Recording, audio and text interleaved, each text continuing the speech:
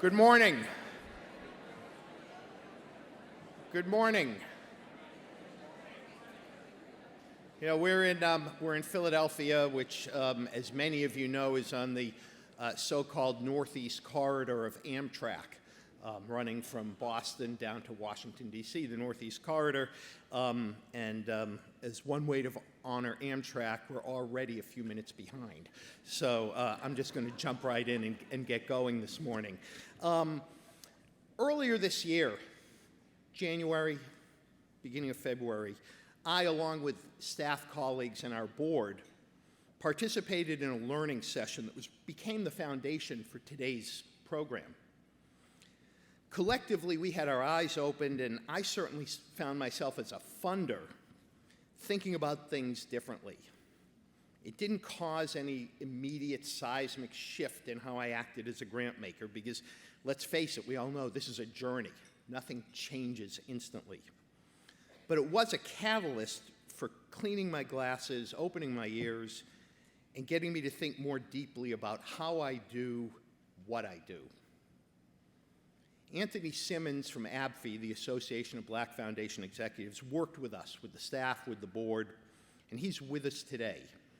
And he's going to help ground us in some understanding around why many funders are intentionally applying a racial equity lens in their grant-making work.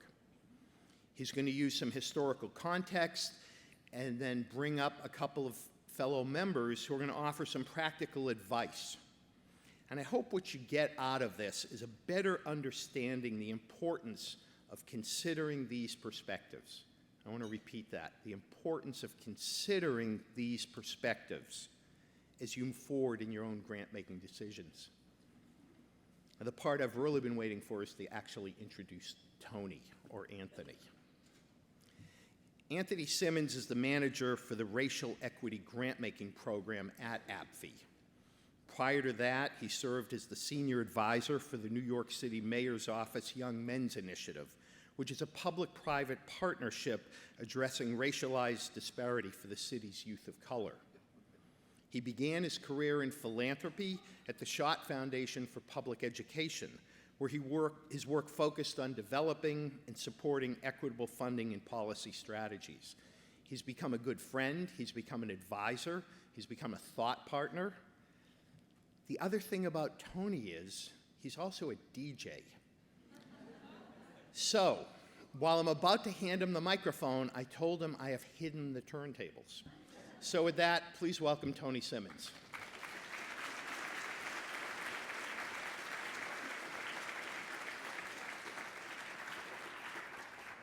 Good morning, everyone. Good morning. No, look, so Henry said I'm a DJ, right? So, good morning, everyone. Good morning. I'm also from the Bronx, so there's going to be a little bit of this that actually happens. You know, we do this uptown. But I really want to thank everyone for welcoming me and Henry, Lauren, the staff at Exponent for really sort of taking on this issue, really like head on, right? This is a very difficult issue. We've been sort of discussing this for decades and decades. These are problems that have been around historically, right? 400 years. But in order to have very productive conversations about race, it's really critical that we actually ground it in reality, right? That we talk about our history and, more importantly, the policies and practices that actually drive the disparities that we see today. So for today, our focus and objectives will be around establishing a shared language and basic concepts for talking about race productively, right? Appreciate the importance of using an intentional racial equity lens in the work that we all do. Introduce a framework to advance racial equity that focuses on policies and practices over really how we feel or what we believe. And lastly, we're going to hear from two of our peers around the work that they do in advancing racial equity. So before I really sort of get into my shtick, I really want to sort of just actually ask a couple of things for us to do. One, all perspectives, ideas, and concerns are welcome. Our approach at ABFE is but only one in the field of philanthropy and racial equity. but there are other models and concepts to consider. As we're having this discussion, and that's really what it's going to be a conversation, I want everyone in the room to be an active listener and take a moment to open your mind and actually wonder. So suspend judgment if you can. This can be a difficult subject to discuss and can bring about myriad emotions and feelings. And so we want to center this discussion as productive, and we'll focus on the policies and practices which may drive the way we feel about race and racism in America. Okay? There's a call and response. How many folks are familiar with call and response? All right, okay? All right. So first, just a little bit of background on ABFE.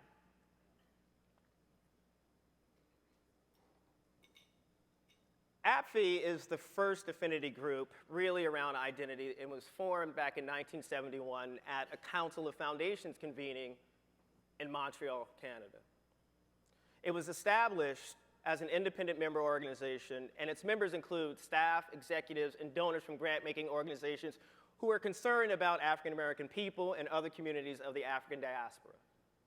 Our vision is to promote effective and responsive philanthropy in Black communities, and I'll talk a little bit more about that as I go on. Our vision, ABFE is central to a movement of grant-making entities, donors, and nonprofits to build a higher future for Black America and the country as a whole. And I want to sort of really make this point key, the country as a whole. I mean that our approach starts with Black communities, yet extends to other marginalized communities and communities of color. So before we really sort of dig in, it's critical that we actually do some level setting for ourselves, right?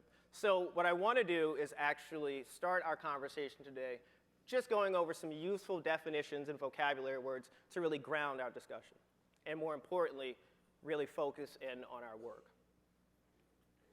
So take a moment just to consider how you might define diversity and inclusion, equality and equity, race and racism. And so now I'll ask that you consider the following definitions that I'll provide. When we talk about diversity, we're not just talking about the faces in the room. How many folks are familiar with the United Colors of Benetton ad from the 80s and the 90s, right?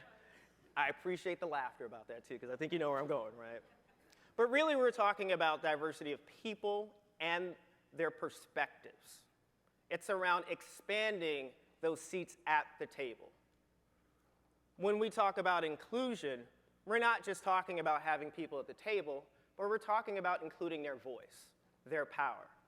And so when you bring people to the table, when you bring these diverse people to the table, it's critical that you give them a microphone. Yes, I'm doing a DJ reference, right? Right? Give folks a mic. Thank you. But it's critical. It's not just enough to have people at the table. It's important that you actually give them a voice. And lastly, equity. Equity is really a focus on those outcomes, right? So what are we putting in? Diversity and inclusion. And ultimately, what are we getting out? More equitable results. Diversity, inclusion, and equity are related, but they are distinct goals themselves. So what is equity? A condition or circumstance of situational fairness. Now, when we say situational fairness, we're talking about people coming into this world in different places, having different needs. We can achieve equity by applying differential resources to unequal needs. And this leads us into something we consider targeted universalism, a phrase coined by John A. Powell, who's now out at UC Berkeley. So when we set universal goals, it's important that we recognize that people are situated differently, and therefore it's critical that we target our resources to meet those particular needs. How many folks are familiar with the curb cuts? Right? You know, those things that are really helpful as we're traveling back and forth with our suitcases or our strollers. I'm from New York. If you've been in Park Slope, you know about the baby strollers, right? Well, it's also critical to know that the curb cuts weren't meant for our luggage. That in fact, that they're a product of the ADA, the American with Disabilities Act passed in the 90s. A lobbying effort primarily coming from those within wheelchairs who needed better access. But over a period of time, we now see the universal good that it has, and it's not just with luggage. As I was walking to the subway the other day, I just paid attention. It was like, wait, the raised bumps now that are on the curb cuts. And so this might be for the visually impaired. And so if you think about it, we started with one particular group that had a need. And then ultimately, we see now the universal good that it has for all of us.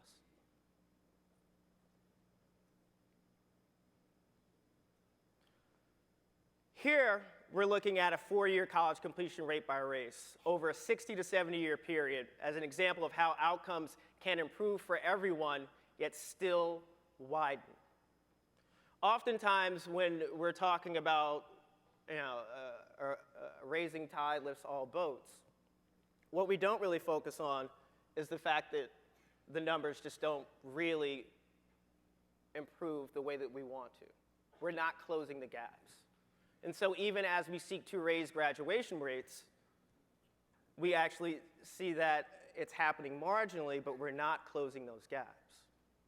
And so again, getting back to that understanding of equity, right? Providing those targeted resources that we need to close those gaps over a period of time. So it is possible to improve outcomes, essentially raising the bar, without achieving equity. And again, equity is around closing those gaps. And so we need to do both.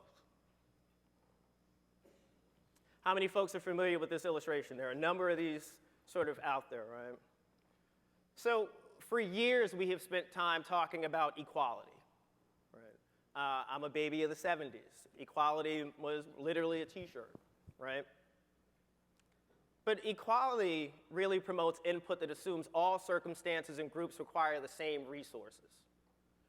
And here is where we begin to reinforce the existing inequities.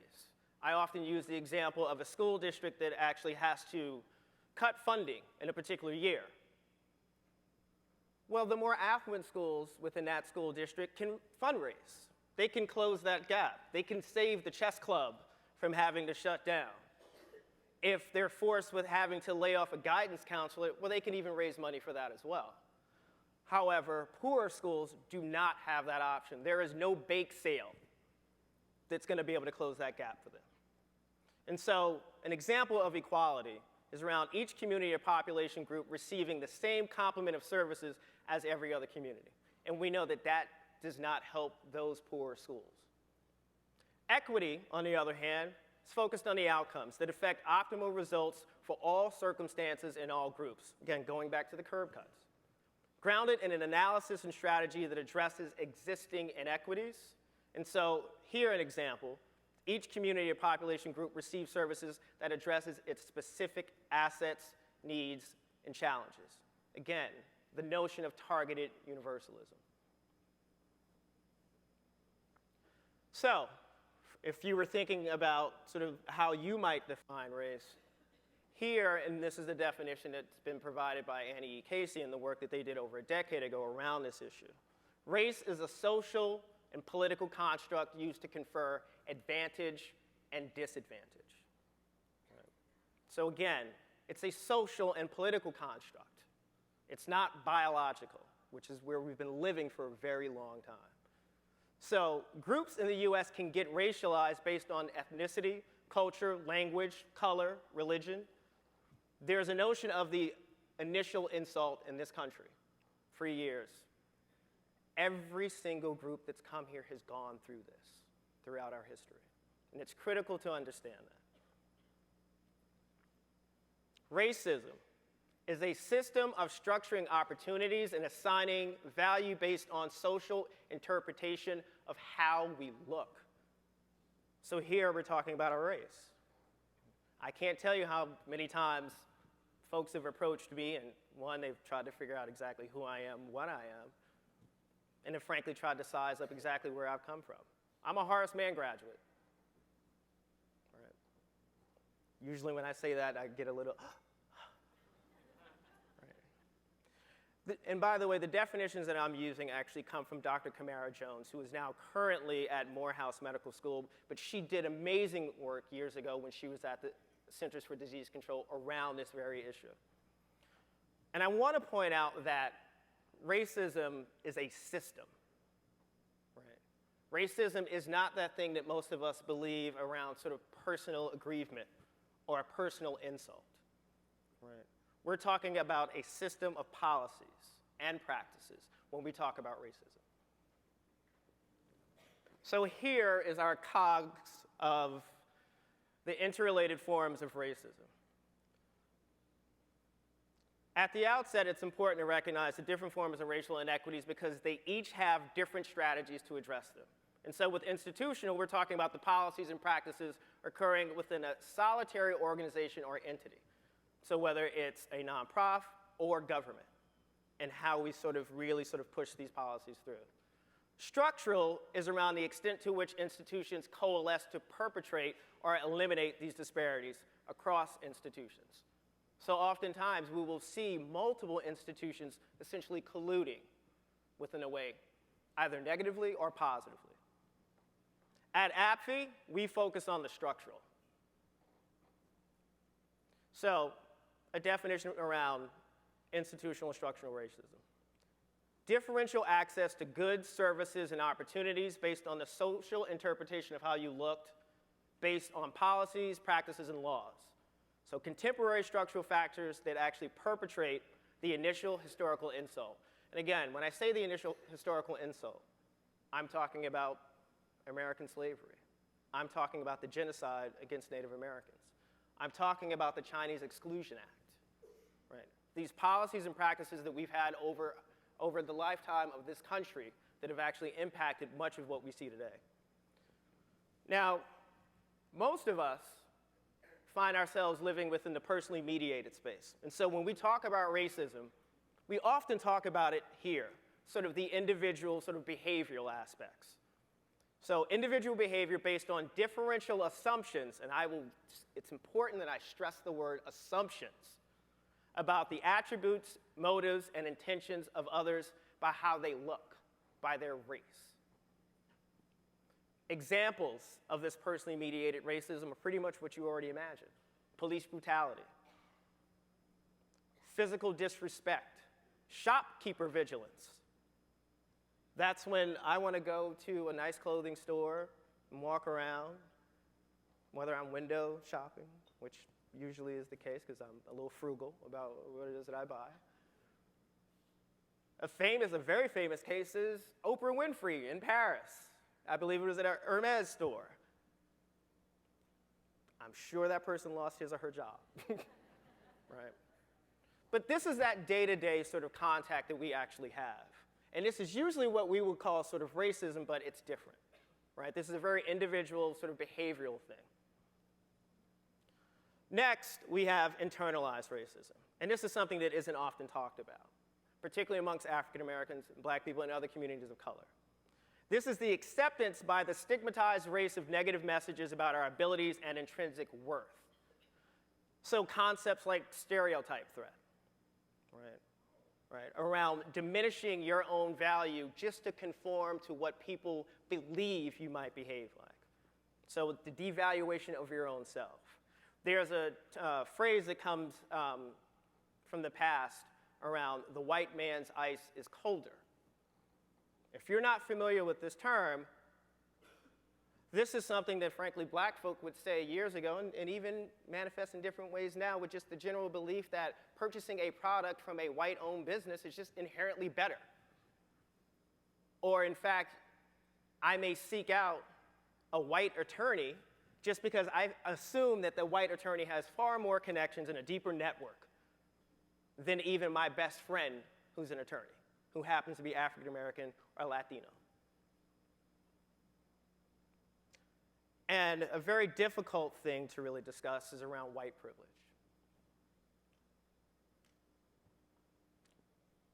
Because it's really hard to discuss and incredibly hard to comprehend. And for a definition, it's having something of value that is denied to whites simply because of the group they belong to. rather than because of anything they've done or failed to do. Right? And so this isn't something that you're doing. This is something that you have. And so an example is not having to think about your race on a daily basis. Is seeing your race broadly represented in curricula and other media and assuming that your failures will not be attributed to the entire white race. Right? The whole sort of one of the things about it's like we won't be electing a black president anytime soon just because we thought that he might have failed at something. Right? So it's critical that people really understand, like, this isn't something that you do, it's really something that you have.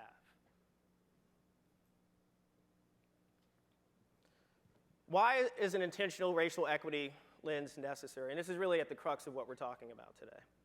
So I want to make the point that pervasive historical patterns lead to ABFE's belief that only a focused effort targeted on addressing root causes can lead to real change. And here we're going to actually highlight two spaces with our colleagues. One around our schools, the other around our media. We see persistent patterns of discrimination in our schools when we see inequitable facilities, when we see inequitable learning resources, or class and racial segregation within our schools. We see differential treatment within the classroom. We often talk about the school-to-prison pipeline and the fact that students of color will likely receive harsher discipline within school settings for the same offenses as their white peers. Even when we're talking about the media, we're talking about persistent patterns of stereotyping and marginalization. So here we have an example from Katrina, an AP story around what looks like a young black male wading through waist-high water, looting food from a local grocery store. The bottom, a similar headline from the AFP. However, here we have presumably two white people wading through waist-high water who were able to find food at the same grocery store or a different grocery store, right? So a comparable action, yet portrayed entirely different. Where do we see other patterns of discrimination? We see it in our child welfare system. Native American children and black children are certainly removed with far more frequency than their peers, than their white peers. Within juvenile justice, longer placements and less resources applied. Within our criminal justice system, harsher sentences for longer periods of time in overpopulated conditions. And voting, between voter suppression and voter disenfranchisement. So what an intentional racial equity lens actually shows us is that even when you take into account everything else, like class, race still falls as the terrible disparity. Why have an intentional racial equity lens? Because without it, a racial analysis too often gets replaced with a class or income analysis or falls off the table entirely. What may seem like good decisions end up maintaining racial gaps or even worsening them. And diversity gets substituted for equity. It is, again, one form of equity, but it is not sufficient to guarantee equity. So I'm going to take a moment to actually play a very small clip. Folks may be familiar with the documentary, a 2003 documentary series, Race, Power of an Illusion. The clip I'm going to play actually digs into our history post-World War II and explores the discriminatory practices of the Federal Housing Administration's loans afforded to GIs. And as you're looking at it, please pay attention for the moments of structural racism or institutional racism, personally mediated racism, and lastly, internalized racism.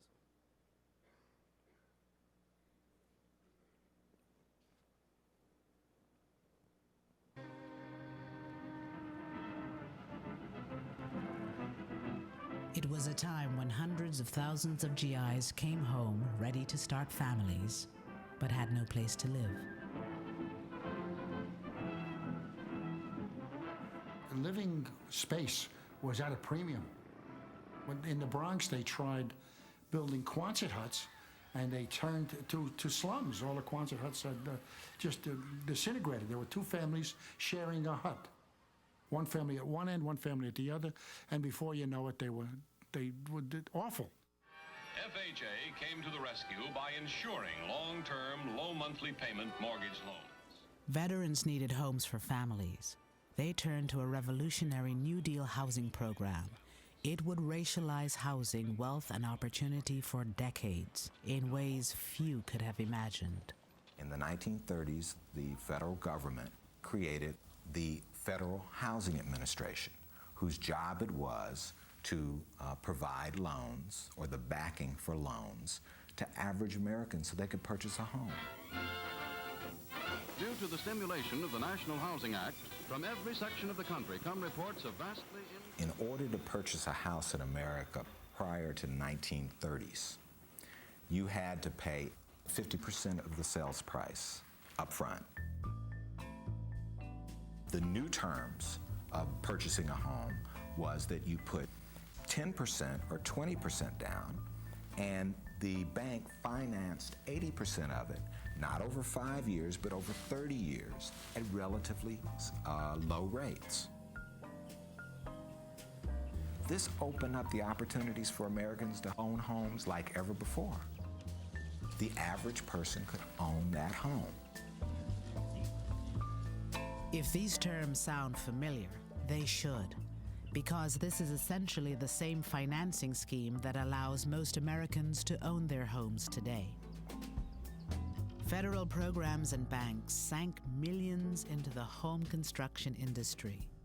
Their message to veterans: you can afford a new home. Buy a new home now.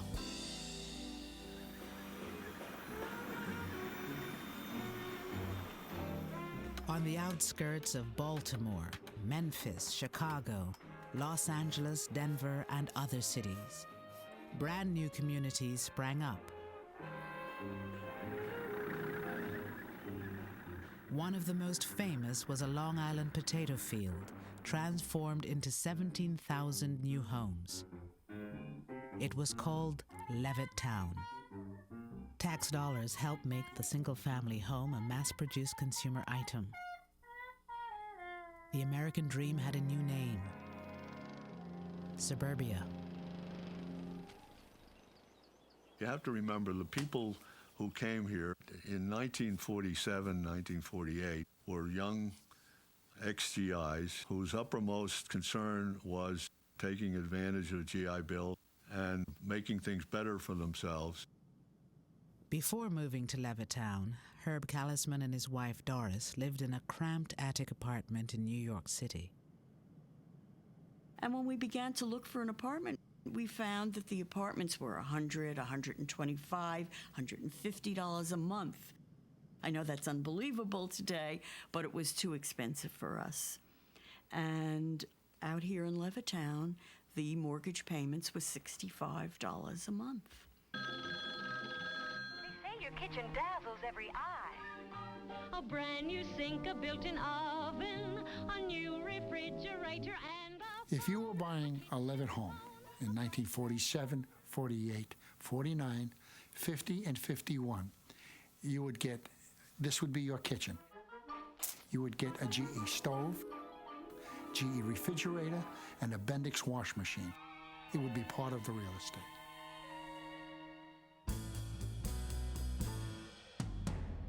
We came to Levittown and we found the model house, and we walked in and we looked around, and of course, in the eyes of a young man who was raised in the ghetto, so to speak, it was an interesting experience, interesting lifestyle, seeing all the new modern conveniences, very fascinating.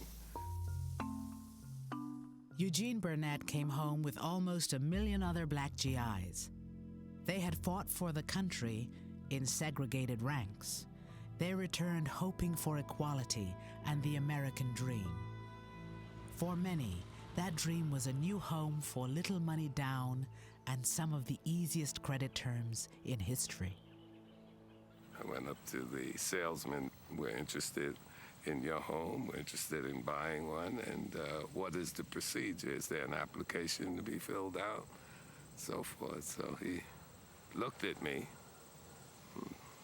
looked around and he said to me, he says, listen, it's not me, but the owners of this development have not as yet decided to sell these homes to Negroes. It was as though it wasn't real. You can't imagine. But for someone to come out and actually tell you that they can't sell to you. You know, I was really on an up. Man, look at this house. Can you imagine having this? And then for them to tell me because of the color of my skin, I can't be a part of it? The FHA underwriters warned that the presence of even one or two non-white families could undermine real estate values in the new suburbs. These government guidelines were widely adopted by private industry. Race had long played a role in local real estate practices. Starting in the 1930s, government officials institutionalized a national appraisal system where race was as much a factor in real estate assessment as the condition of the property. Using this scheme, federal investigators evaluated 239 cities across the country for financial risk. So that those communities that were all white, suburban, and far away from minority areas, they received the highest rating, and that was the color green. Those communities that were all minority or in the process of changing, they got the lowest rating, and the color red. They were redlined. As a consequence, most of the mortgages went to suburbanizing America, and it suburbanized it racially. The racial logic adopts the principle that an integrated neighborhood is a bad risk, is a financial risk, that an integrated neighborhood is likely to be an unstable neighborhood, unstable socially, but therefore also unstable economically. When the white residents of 8 Mile Road in Detroit were told they were too close to a black neighborhood to qualify for a positive FHA rating, they built this 6-foot wall between themselves and their black neighbors. Once the wall went up, mortgages on the white properties were approved. Between 1934 and 1962, the federal government underwrote $120 billion in new housing. Less than 2% went to non-whites. I can understand an individual, depending on his environment or his family or whatever, being racist, but for your country to sanction it, give him tools to do that, there's something definitely wrong there.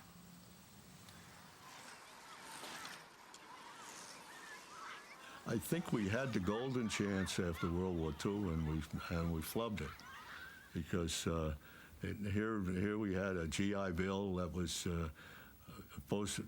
that was available to everybody, but in a way they didn't make it available to everybody, and that was a golden opportunity in this country, and we missed it. We really missed it.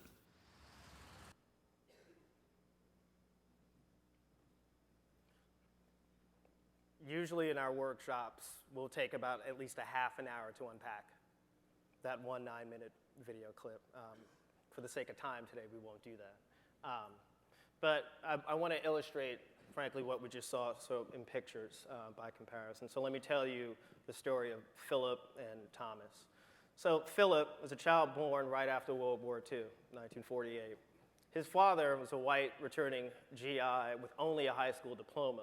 But because of the GI Bill and the loans through the VA and the FHA, Philip's father was able to use low-interest mortgage provisions to move the family from public housing to a likely segregated suburban home.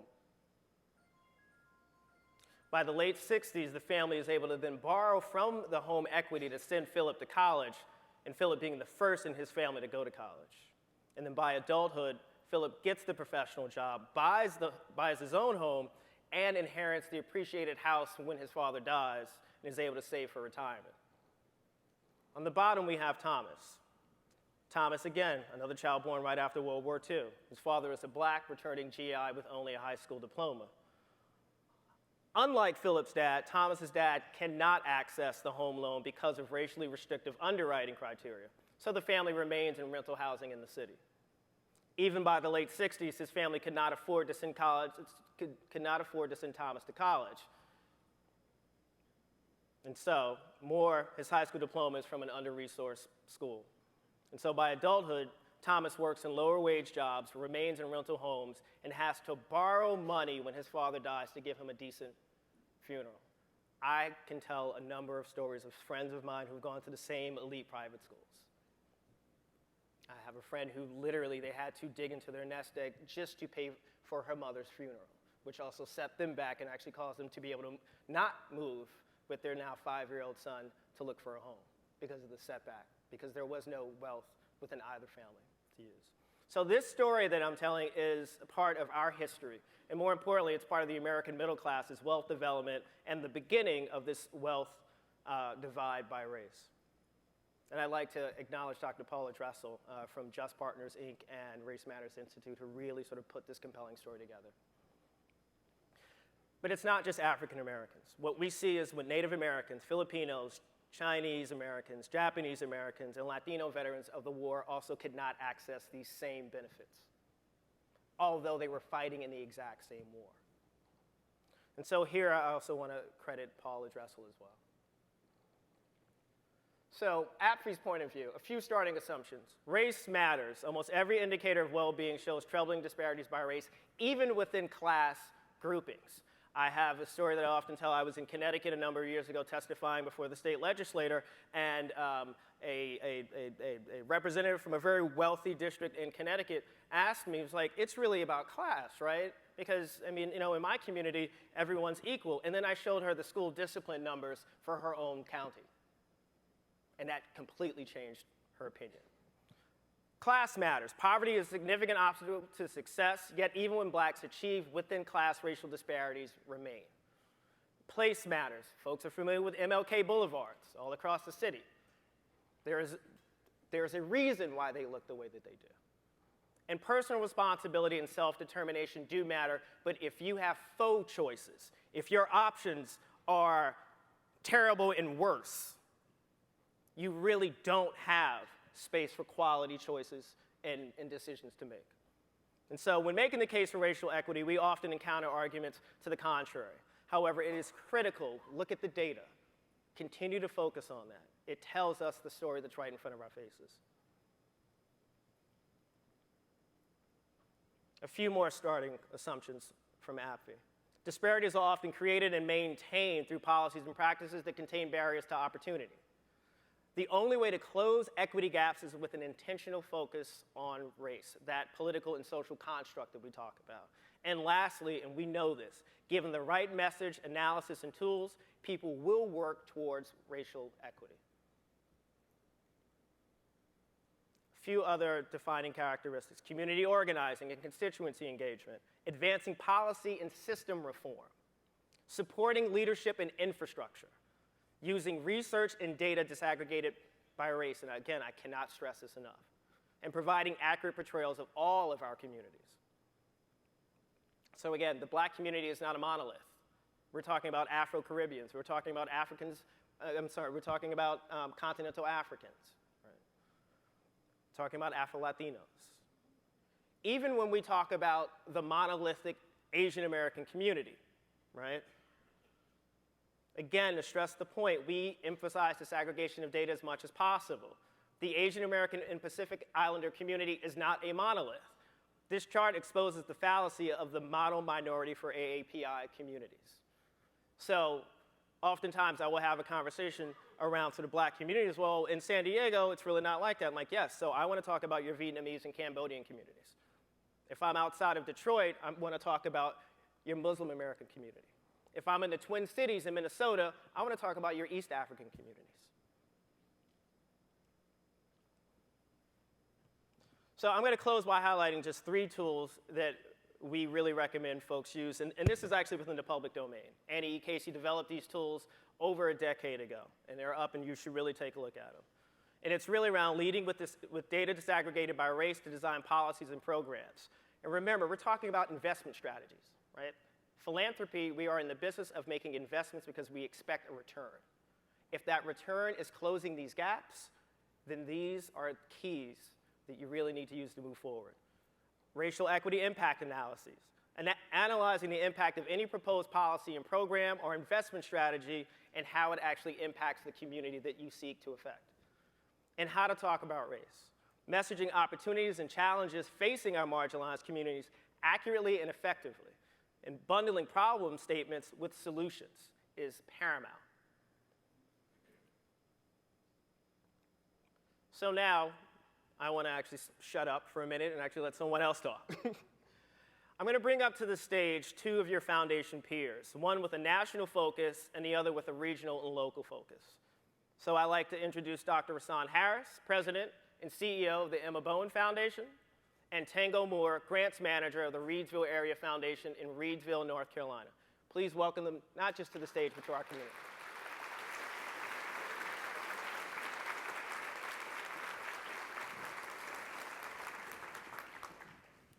So good morning, folks. Good morning. How you doing? So full disclosure, I have known, well, it used to be Mr. Harris. Now I must refer to him as Dr. Harris now.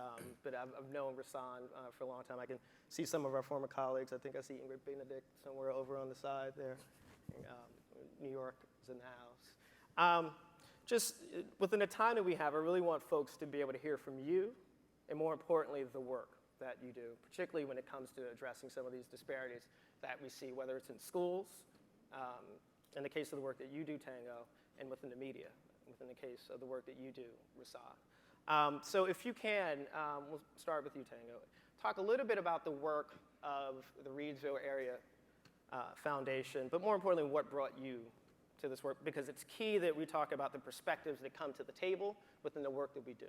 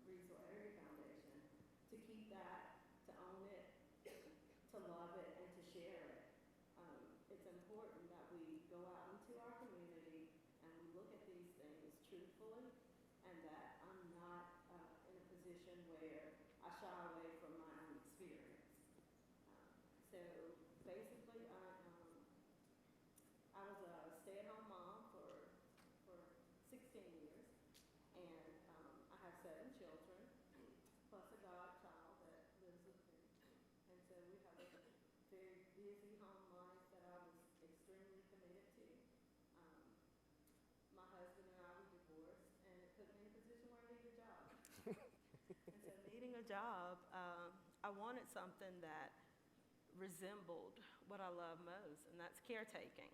And so philanthropy offers me an opportunity to do for my community what I do for my family. So that's how I came to this role, and obviously someone threw me the mic, and that would be my executive director, Jennifer Nixon, and she threw it again, and I'm sitting here.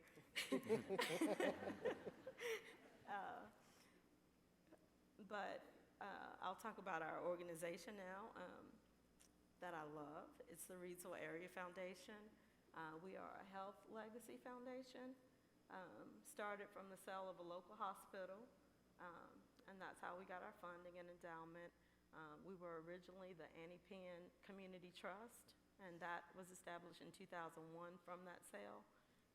In 2009, we became a private foundation and renamed the organization the Reidsville Area Foundation. Our priority areas are education, healthcare, and community development. We are a small office of 3. Our executive director, Jennifer Nixon, our office manager, Bob Jones, and me. Sounds like family. Yeah, it does. We're very family-oriented, very community-oriented, and our space allows for grantees to be in our building. So they are our tenants at no cost. And so we're able to really engage our grantees and sit with them and do the work with them, which makes me proud and makes our job a lot easier and gives us an opportunity to build relationship. Thank you, Tango. Dr. Harris, what brings you to philanthropy, if you can put it in the context of the Emma Bowen Foundation? Absolutely. Well, first I wanted everyone to take a deep breath in and out. Because discussing issues of race can be very fraught with a lot of emotions, and where we are emotionally also affects us physically and can make us tense. And even I was thinking optically, we're all practitioners of philanthropy up here, but we're people of color. And so I would imagine some people in the room thinking, oh, that is great that you're coming to this work and that you're doing this fine work, but I'm not a person of color.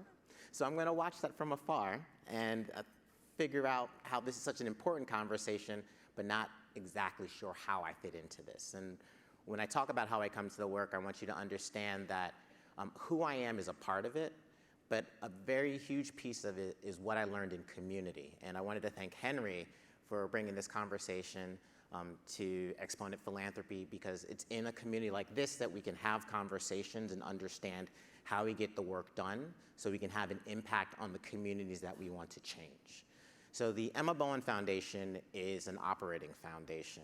We have an endowment and we make scholarships to young people who are part of our program. And our program provides interns that work at major media companies across the country. We have partners such as CBS, NBC, Warner Brothers, C-SPAN, and we are a talent pipeline of people of color to work in these companies to hopefully become hired, retained, and to advance within the field. So how was the Emma Bowen Foundation created?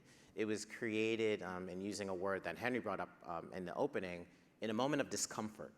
So I guess your friendly neighborhood Black community advocate, Emma Bowen, went down to Midtown in New York City and talked to the network executives. And why was she talking to them? She was concerned in particular about the way Black men looked in the newscasts. Every image that you got wasn't dissimilar to what you saw in the Katrina imagery. These Black folks are looting, look at the poverty, giving a lot of negative imagery of people of color within the news. And so what she felt was if people delivering the news were people of color, that there would be a certain kind of sensitivity and different way the stories were told. And she wanted to be able to give the networks an opportunity to engage this talent pipeline. So this moment of discomfort of Emma going down to Midtown and talking to these network executives had them come to this great collaboration that was intentional of trying to create a pipeline of people of color to work within these companies. And the idea is if you have people working in front of the camera and behind the camera, working on the way projects are financed, then you will be able to tell stories in a different way with different perspectives that ultimately will hopefully create voice. And I think voice is extremely important to democracy and the way people see the country and the way they receive information. Telling stories that have authentic truth, and then hopefully we can build bridges across different so that we can all succeed together. Thank you. It's really critical that sort of as the both of you are talking to really sort of recognize some of these terms that we just go through, right? So what Rasan is really talking around is sort of diversity, inclusion. So even what Tango was talking about, sort of bringing her perspective to the work. But again, the purpose and point of the work is to close some of these disparities. And so Rasan, let's stick with you. What are some of the disparities that you're actually trying to tackle at the Emma Bowen Foundation? So there are a lot of diversity disparities that are within the newsrooms and some of the companies where our fellows are working. And the great privilege that I have is that the companies that we work with are primarily white person led. They're mainstream organizations. These folks don't necessarily always have the greatest facility of using all the language that might be a little bit intimidating about racial equity that we have, but they're intentional and they want to try to solve a problem. So they are looking at the numbers of people of color who are in the newsroom, but folks who are also in their sales teams or folks that are on their technology teams, and figuring out, can they close the gap of the diversity that's on their teams. But they also want to work on the number of stories that cover different issues and see if they can tell them from different perspectives. And ultimately, they want to figure out if they can get to a point of really truly achieving equity, which is getting leadership to reflect the audiences and the constituents that they're serving through their media broadcasts. Thank you, Rasan. Tango, so the same question for you. Given the work that the foundation does, what are some of the disparities that you, Jenna, and the rest of the folks at the foundation are actually seeking to work on? We're actually looking at educational disparities and some health disparities as well. We don't have as much work in that area, but as far as education,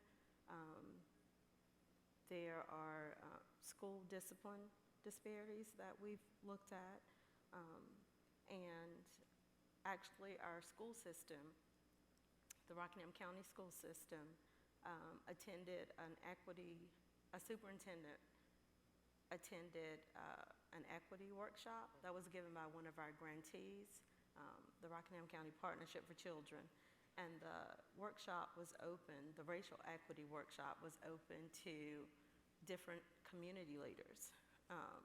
And so one of the assistant principals from our school system attended, and after the full day workshop, decided that she would like to see that implemented in our school system and brought to the entire staff. So it was going along quite well. And every central office department head, every principal, assistant principal, and instructional coach in our school system sat through a training offered by Open Source Leadership Strategies, an outside consultant who came in to facilitate, along with a committee that was a local team who kind of steered everything, all the planning.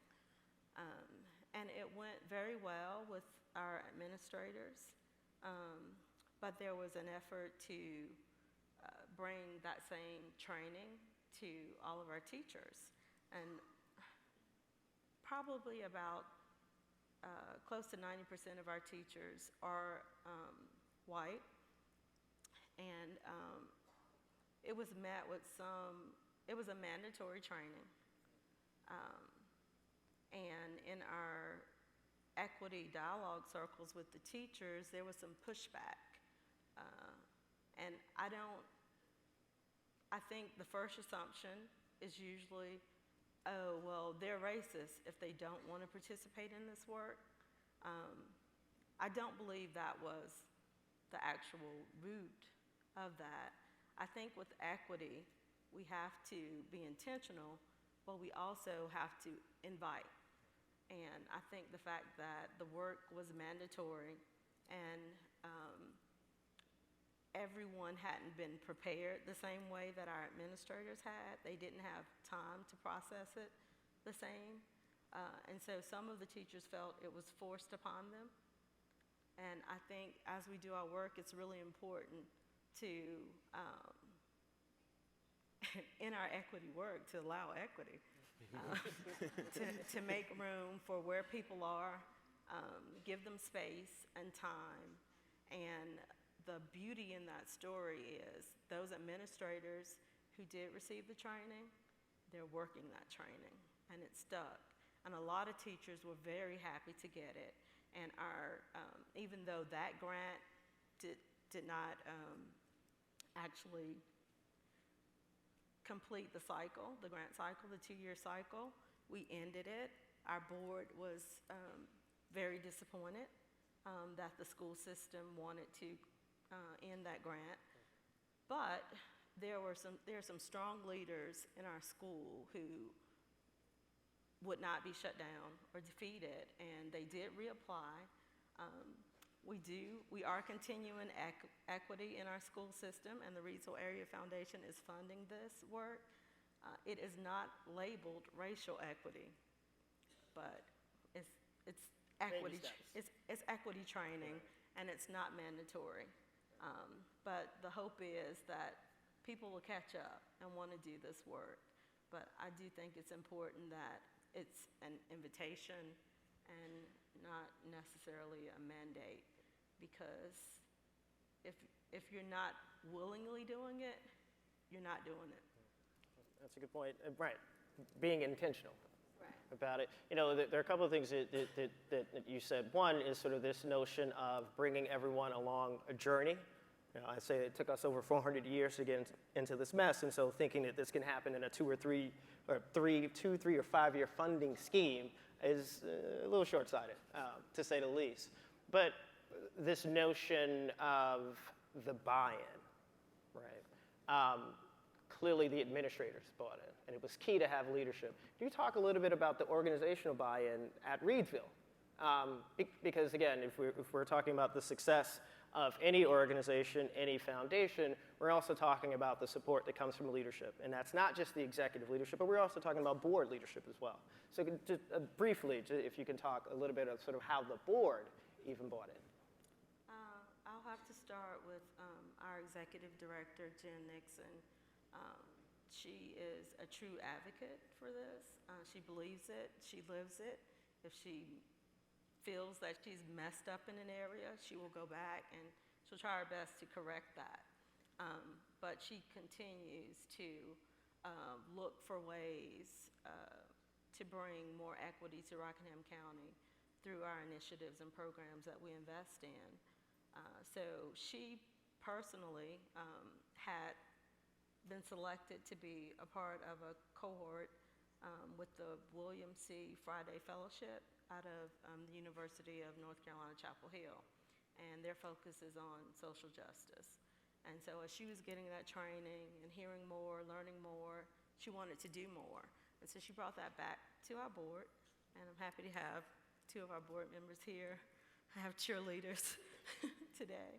And she brought that back to our board, and we talked about the needs that are presented, the disparities that are in our county, and really wanting to do more about it.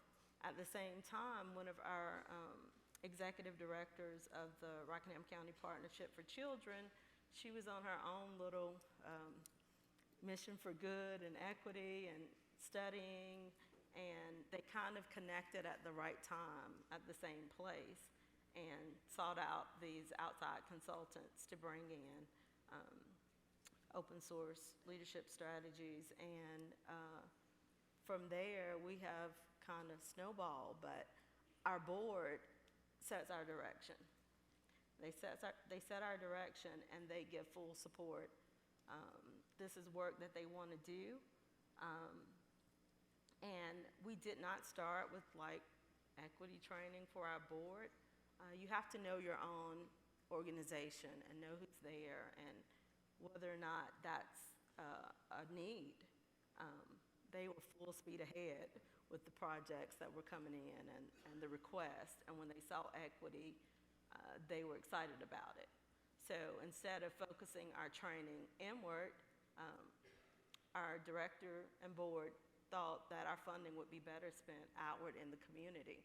And so all of our equity trainings have been open to community leaders in different sectors that are involved, that touch education in any way, that touch health, just well-being.